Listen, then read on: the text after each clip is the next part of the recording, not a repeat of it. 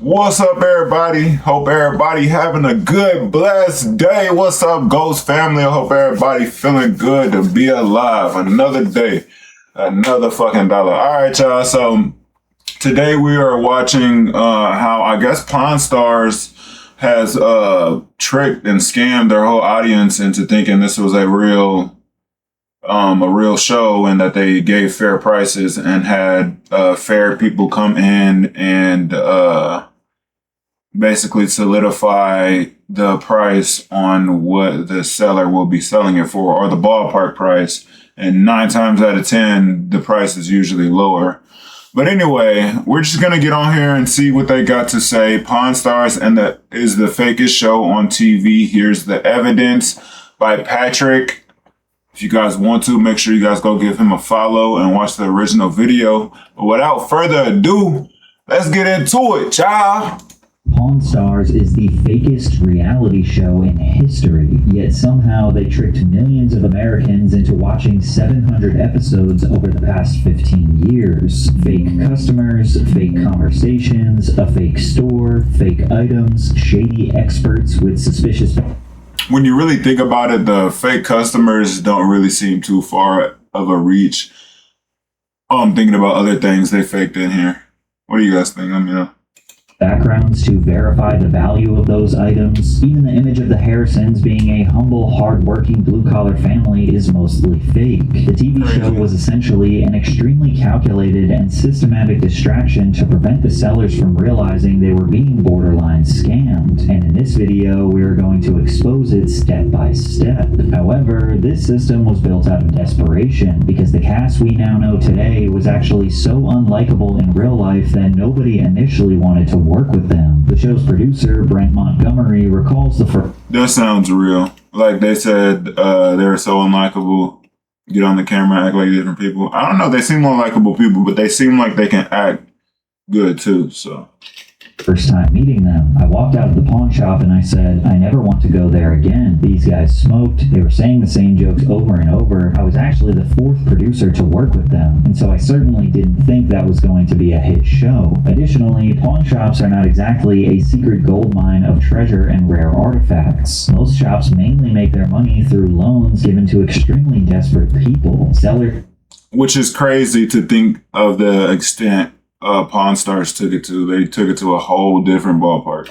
Will offer the pawn shop their lawnmowers, blenders, TVs, firearms, anything with a little bit of value. Then the shop gives them 25 to 60% of the item's resale value in cash, and the seller only has 30 or 60 days to buy the item back with interest. The average pawn shop loan value is $75 to $100, meaning these people are likely next to broke, struggling to keep a roof over their head, or withdrawing from hard drugs.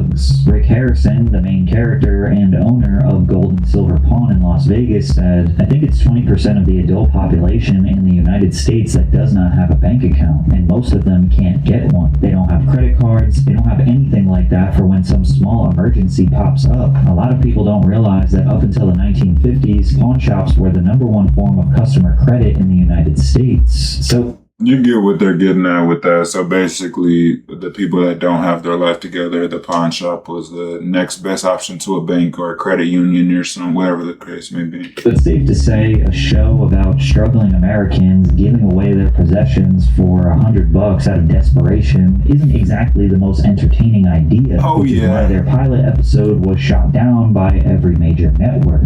Can't be 2? No. 50. No. What? I can do 120. It's the best I can do. I'll apply for that. One time, a guy bought a bunch of stuff at Walmart on his credit card. He brought it in here. His grandmother was in the hospital, and she didn't have insurance. I pawned him for him. Come on, guys. We gotta make better decisions than this. Going to cash out at Walmart on a credit card, knowing the position or whatever, you weren't good enough to be doing that. Come on, yeah. That's what they want you to do, and we gotta make better financial choices, guys. Let's get it together.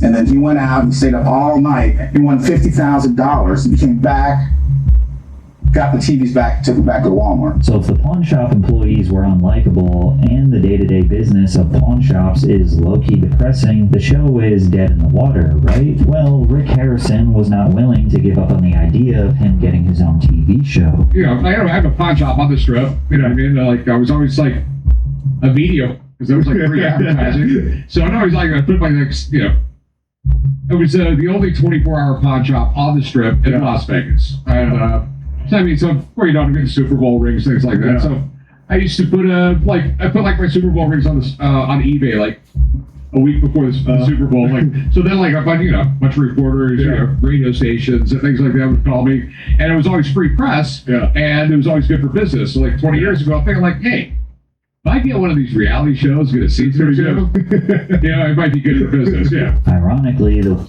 You can't knock him for being smart. That's all I gotta say. If you could do it, you would do it too.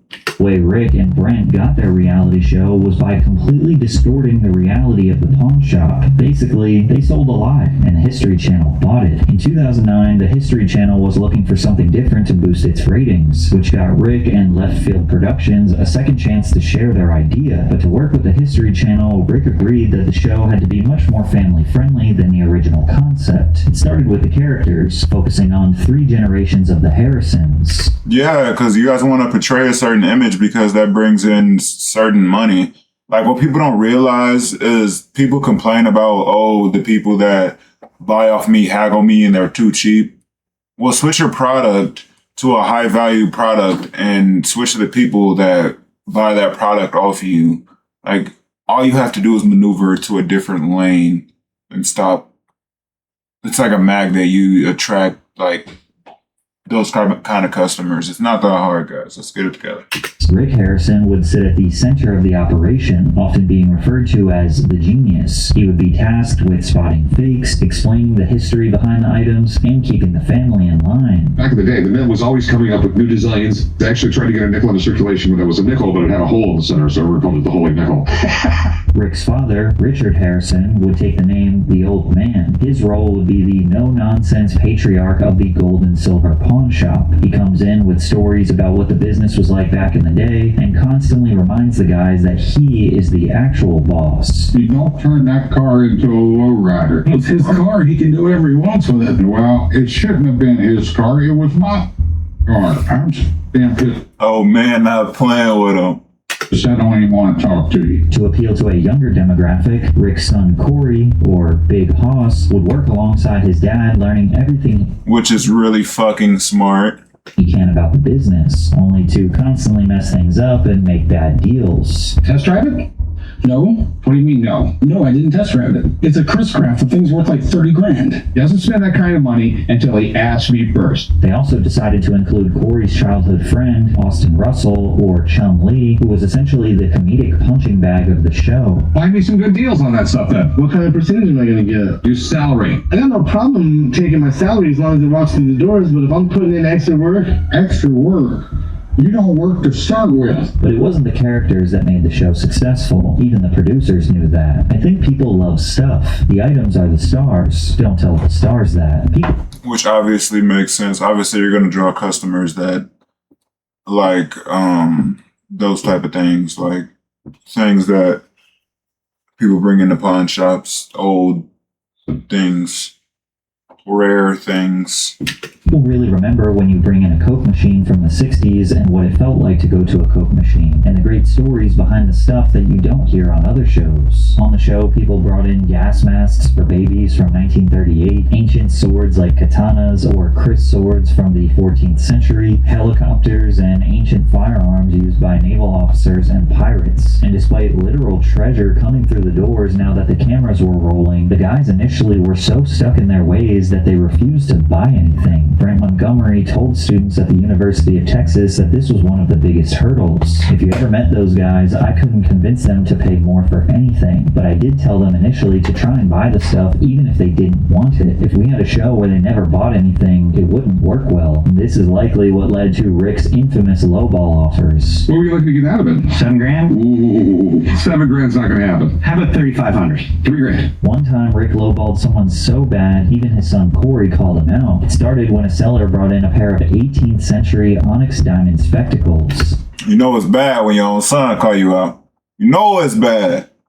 There's enough stones and precious metals in them to make them worth a lot of money. The customer said he wanted $5,000 for the pair, but when Rick stepped in, he offered way less. Generally, jewelry from this time period and this quality is worth a lot of money. Good. But technically, this isn't jewelry. So what do you think they're worth? $700. Seriously? Yeah. The seller then adjusted his price per Rick's recommendation from $5,000 to $850, and even cool. Hey, that boy, the original boss man D-Lo. I could teach finesse. Corey knew they borderline ripped this guy off. A lot better. Hey, borderline is crazy. I think he might have lowballed He it. borderline ripped And this it's guy because of off. deals like this that Rick became a massive Come on, meme 6 online. However, it was clear that Pawn Stars Hey, had tell my found best I can do gold. 20. Their season 2 premiere drew 7 million total viewers, which drove the History Yeah. Channel to become the #1 cable network for the night in total viewers, making it the highest rated telecast in the network's history. But ratings like this weren't the result of dumb luck. They came from a calculated design. And once you look past the dumb jokes, the humble family business facade, you start to see something else. A very controlled, very repeatable formula designed to get the best deals possible from the sellers. So let's break it down. It all starts with the manufactured image of the cast, which is the Harrison family. The producers have been very open about the fact that they cast blue-collar looking people to trick honest blue-collar people into thinking That's what I was talking about earlier. It's a different kind of buyer when you're messing with blue collar or just not people that like the penny pinch. these reality stars are one of them. I always say we're looking for really smart people who look really blue collar. Those are the casts that we've had success with. It's like when they put the average looking guy with the really hot chick in the beer commercials, so you want to buy the beer so you can be as lucky as that guy. Right. That's who we're looking to cast Kinda in our concept. reality shows. So now that Rick and his family look like the people their target audience can trust, now it's time to control the environment in which the transactions take Take that, what he's telling you guys, and take that in real life, and don't be just not picking up game when it's getting put down on you. place. What you see on screen is not the actual pawn shop, it's a TV set. By 2012, Gold and Silver Pawn had transformed from a small-time pawn shop into a full-on tourist trap. The general manager revealed that about 1 in 100 visitors to the Las Vegas pawn shop are actually there to sell an item. Otherwise, the staff typically shuffles tourist visitors out of the showroom when it's time to film, in response to Nevada's privacy laws and the increased Listen, this is how I feel going and watching this video. You could be mad at him all you want and say he's a fakest show or whatever the case may be, but I would have did the same thing. I would have did word for word, bar for bar, the exact same thing. Not playing. to traffic, the Harrisons couldn't continue to rely on their original shop. Instead, they worked with producers to make a separate showroom that was inaccessible to the general public. We got an inside look at this controlled environment when a seller secretly recorded his experience with a camera watch. Andrew Wilson uploaded a YouTube video detailing the process of him attempting to sell his vintage 1985 Rambo metal lunchbox. As he walked around, you can see the trusses above the fake shop with all the studio lights to ensure a perfectly lit set. From there, he went to an office in the backstage area where he met with a field producer who laid down some ground rules before they walked on set. Okay, so this is when the lady comes in, sits you down, and says how things are going to go, what you can and can't do. And the biggest thing she says was you can't reference the show, you can't talk about that you're on a show. It's basically you're supposed to act like it's totally normal and you're not on a show. Andrew and his father openly admitted that the only reason they wanted to sell the lunchbox was so they could be on the show. But the field producer said that they can't do that, which meant they had to lie for television. Would they actually say, this is my dad's? Would they say, does he later sell it? Would they say it like that? I mean, I don't know. I think they said, why are you selling it? Like, why are you selling it? No. And you can reference the show. When he finally walked onto the showroom floor, Andrew noticed that all the customers were just extras, pretending to be paying customers, looking at all the items in the background. And listening to him interact with Corey and Chum Lee is way different than what you see in the final product. Take that. Yep, that's what they said Hey, how's it going? Hey, how you doing? I have a rainbow lunchbox. Original from 1985. Rambo, that's awesome. The matching thermos. Here, I'll show it to you. It reminds me of myself. It's a real badass. I'm gonna keep saying the same thing. You can't be mad because they set this up to draw people's attention. Like the setup is, I think it's beautiful. Some people have different mindsets, and my mindset is I think what they did for this show is beautiful. I would have did the same thing. Would you have? So you gotta ask yourself. Yeah, same here.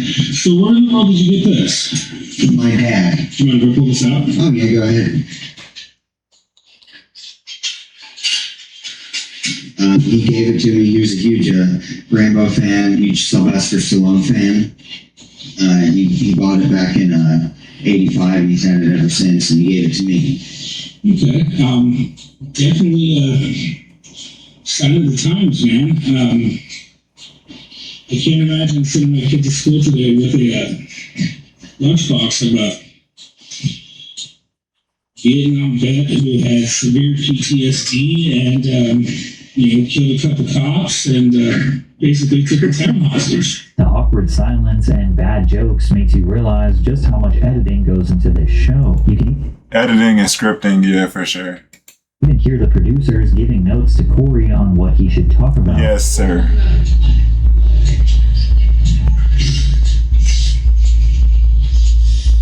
Yeah, I mean, back then too, lunchboxes were kind of like your expression of who you were as a kid. The awkwardness and the stiffness of the interactions is almost completely gone once you see the final edit. At one point, Steve McQueen was going to play Rambo, Paul Newman. And just makes it smooth as butter. It's really genius. Was going to play Rambo, and then out of nowhere, Stallone writes, directs, pays for, and produces Rocky. Yeah, all the stuff they're saying, like Corey and Shumley are acting like, yeah, they did this, and this. Like, you don't actually know these things. You looked this up 5 minutes before we came out here. It's supposed to look like I just walk in and it's natural and everything. And for those of you who don't already know, it's not like that. This is done in multiple takes, and they tell you specifically what you can and can't do. And in case you needed any more proof of how contrived Don't hate the player, hate the game. these interactions really are, the producer Brent Montgomery admitted that the guys are not exactly the experts in history they are portrayed to be, saying, "We found really smart scripters to feed the characters organic information." Now, in this particular instance, Andrew just wanted to be on the show. He didn't really care about making a deal, but that's not the case for most sellers, nor is it for the Harrisons. After all, they do actually have a real pawn shop with full intentions to buy and sell items for a profit, which is why the next phase of their system is a calculated scheme to make sure that they get the best deal possible. Now, about half the time, Rick, Corey, Chumlee, or the old man will pretend like they have extensive knowledge on whatever item is brought in front of them. I'm 99.9% sure it's real. I still have that chance that it's not. I watched that one with the gold coin. I'm pretty sure he bought it for too much. Seller puts the item on the counter, and one of the guys will go into a history lesson giving all the relevant details as to Unless they scripted that too. You never know. why the item is interesting or valuable. However, the other half of the time, they will play Make the dumb buyer feel a and little better. admit that they know nothing about the item that is trying to be sold. But lucky for them, 100% of the time, they have a buddy who specializes in the exact thing that they need more information on. I got a buddy who works right down the street. I got a buddy who deals in all these antiques. I got a buddy who works right down the Not street. all the buddies. Got a sports shop. I got a buddy of mine. I call him in a lot when I deal with expensive sports stuff. I got a buddy that's pretty good with stuff like this. Let me have him come down and kind of give me an idea of what they're worth. Let me call somebody who will know everything about this. I got a buddy who all he does is like Hollywood memorabilia. I got a buddy that works literally right across the street. Not everybody's This is the across the perfect street. trap. From the seller's perspective, that expert feels neutral. He looks authoritative. He explains the item's history, verifies if it's real, maybe even compliments it. But when they give the appraisal, they typically say something like, "At auction, this might go for," followed by almost always a price that is far less than what the seller wanted. And now that the expert established the price, the seller now looks crazy for asking anything equal to or more than what they said. But even if the sellers remain firm in their initial asking price, Rick and the gang start talking about the risk, the overhead, paying employees, Which is what I was talking about at the beginning of the video, if you guys remember. Is storage, the fact that it might sit on a shelf for months. Now the seller isn't negotiating based on what they think their item is worth, but rather they're negotiating based off if the buyer can make a profit or not. I have to make money on this thing. I might get $4,000 out of it, but that's not an auction. There's auction fees. It'll take me a year to get my money. I gotta spend money to ship it across the country somewhere. Putting that already as well. Yeah, it's $2,100. And this system, 80 to 90% of the time, leads to the pawn shop getting the seller to sell something to them for far less than what they originally thought it was worth. But in reality, these buddies aren't some objective third party walking in off the street, but rather someone coordinated by production who understands the show and who could get more opportunities to be on television if they excel at their job. Take Bob Uhas, for example, who is the expert they call on when they need to restore an automobile, antique toys, and vintage machines.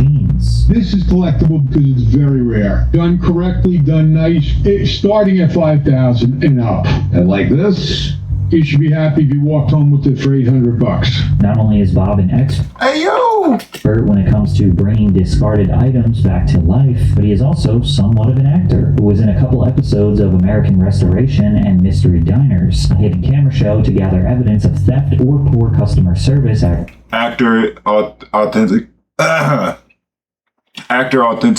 your products. Ha ha ha, LOL. Restaurants. So he's not exactly a neutral third party. You can actually argue he is incentivized to give the Pawn Stars guys exactly what they want instead of maximizing the seller's potential payout, especially considering that in the clip I played before, the seller got $850 and Bob got paid $2,600 to restore the go-kart. It just seems likely that if Bob does exactly what the producers want, he could get more screen time, which means more business for him.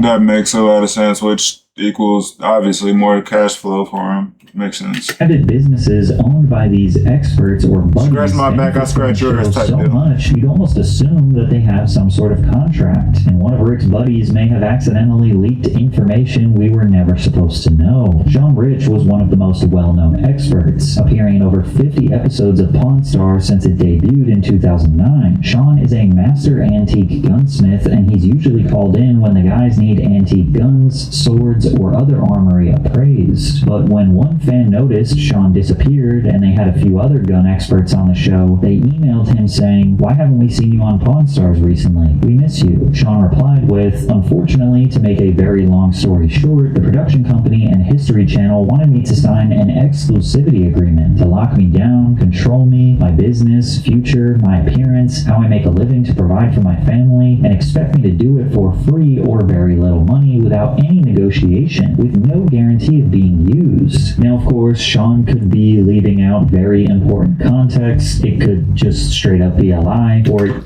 I don't know. That sounds like a lie to me. I could be wrong though.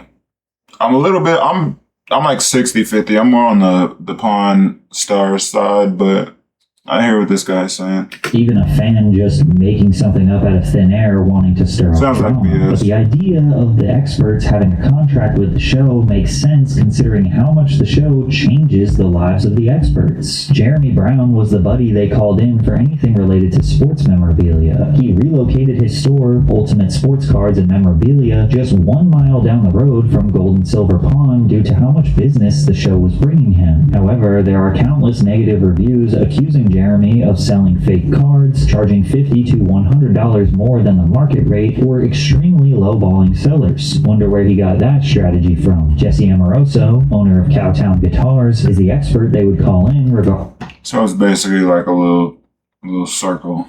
That's what it is. I know that's kind of like a square, but like a little circle.